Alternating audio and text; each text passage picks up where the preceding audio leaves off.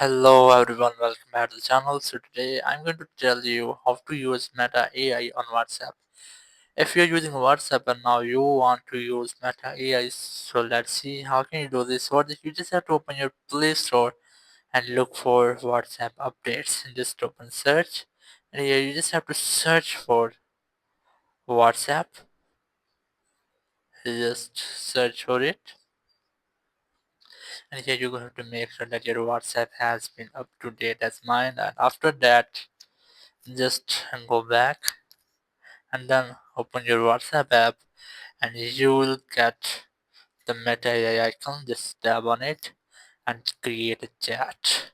Here you just have to send message to Meta AI like a simple contact. You can easily create images, videos and much more with AI generation tools. So that's how you can easily use Meta AI on WhatsApp. Thank you very much for watching the video. Until next video, bye bye.